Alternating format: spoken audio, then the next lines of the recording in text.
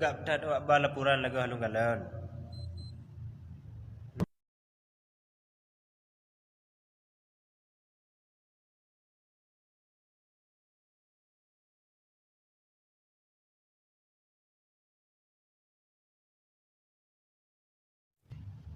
Yang kayak temale ro ya. Pu ka pugat pu. Yang kecap le masyarakat seluruh Aceh icap bro. Kalung yang bro, wak drone.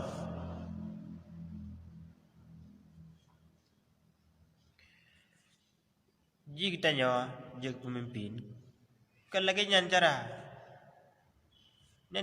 Nyan yang kabro, tambah lah bro. Tambah icap lah. Nyo ka gubernur. Dipegah dalam hadis, man sa'alaka yas'alaka. Keburukan tabalah dengan keburukan pula. Nol kalian royo. Kan urun-urun yang tercemar nama baik dalam tamah. Maka ji kita nyawa kan, begeli hati, begai dikit.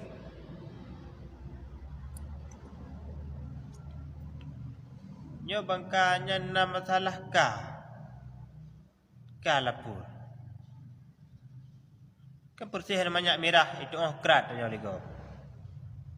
Bagi urang hana dikanya. Ni itu krat nyo ligo. Itu tingkat kecerdasan dia.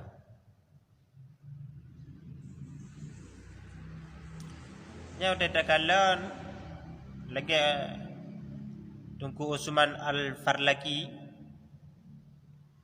bak pakai kopiah ngop-ngop gede. Sansan jika mutasawuf tauhid lah. Ka tauhid tasawuf dah dia ada kala. Akai macam mana banyak merah. Ilung ku pasrah. Nampak. Kai drop kaki drop. Parit tun hukuman ku jalani. Siap jalani. Tapi hidron yang malai kalau yang demikian. Ini cara urun-urun pekahan bantah. Dia kan gubernur kan. Dia sempat Najih Lung posisi lagi urun-urun. Ku bantah. Walaupun demikian kehujaran kebencian yang namun PA tetap tak menang. Karenanya jalur untuk tak anjurkan aspirasi kita nyo. Yang hana butuh tak butuh urangnya, yang hana gak tak pegat urangnya. Ya kan. Budra-gedra ni dia. Dan bahkan sebalik ji.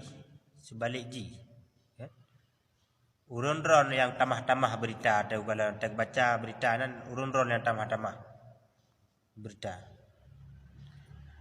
Karena pegah na pernah nepingat Pang Baret.